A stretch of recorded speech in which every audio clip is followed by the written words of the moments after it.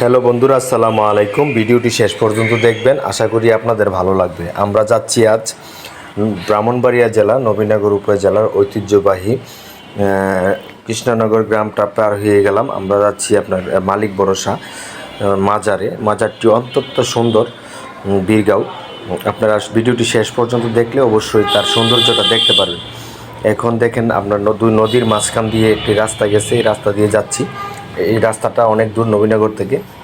আমরা আসলে পুরোটা রাস্তা ভিডিও করিনি, এই জায়গাটা একটু মোটামুটি ভালো আছে। তো এখন আমরা প্রায় মাজারের কাছাকাছি চলে আসছি, আপনাদেরকে দেখাবো। মাঝখানের রাস্তাগুলো আমরা আসলে নেইনি। এখানে মাজার গেট দিয়ে আমি ঢুকতেছি। আমার সফর সঙ্গী হচ্ছে আমার ছোটো ভাই মোস্তফা এবং আমার ভাতিজা পারভেজ। আপনারা অত্যন্ত পরিষ্কার পরিচ্ছন্ন এবং একটি কি বলে অনেক সুন্দর একটি মাজার। এটা হচ্ছে আমাদের নবীনগর উপজেলাতে মালিক ভরসা। উনি একজন সুন্দর একটা নাম আছে, আমি নামটা পরে বলতেছি।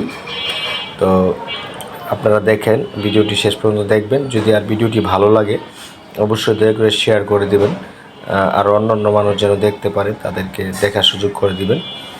এই যে মাজারের মধ্যে অনেকে জিয়ারত করতেছে, দোয়া দুরুজ পড়তেছে। উনি একজন আল্লাহওয়ালা মানুষ ছিলেন। ওনার অনেক ভক্ত শুভাকাঙ্ক্ষী আছে আমাদের উপজেলা এবং সারা তথা বাংলাদেশে। অনেক সুন্দর একটি যে মালিক ভরসা, ওনার নামটা আপনারা সাইনবোর্ডে দেখতেছেন, হাসান সাইদ নুরুল হক আহমেদ চিস্তি, সামনে হাজার লেখা আছে। আমি কখনো কোনো সময় যাইনি, অর্থাৎ সবচেয়ে মজার বিষয় হচ্ছে আমরা তিনজনের একজনই আর কখনো যাইনি, যদিও আমাদের নবীনগর উপজেলাতেই মাজারটা অনেক সুন্দর। আর অনেক দর্শনার্থী আসে, হিন্দু মুসলিম। আমি এখানে সব ধর্মের লোকজনকেই দেখেছি। আর আমার ভাতিজা এবং আমার ছোটো ভাই এরাও একটু ভিডিও ক্লিপ নিচ্ছে। অনেক সুন্দর একটি জায়গা।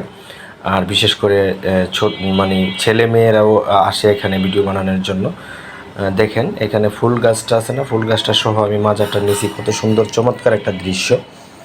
আপনাদের অবশ্যই যদি আপনাদের আসার ইচ্ছা থাকে, তাহলে নবীনগর থেকে যদি বাইক থাকে, একটি বাইকে দুজন করে আসার চেষ্টা করবেন। রাস্তাটা বেশি একটা ভালো না।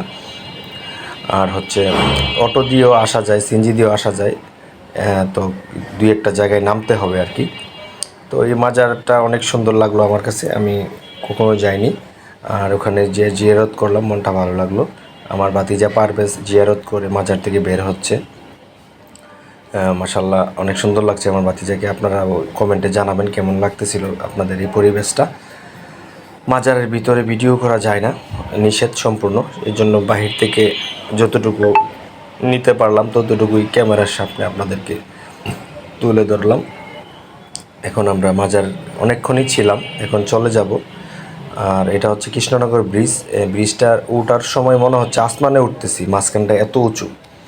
হ্যাঁ, তো যাওয়ার সময় ভিডিও করছিলাম, ভিডিওটা হয়নি।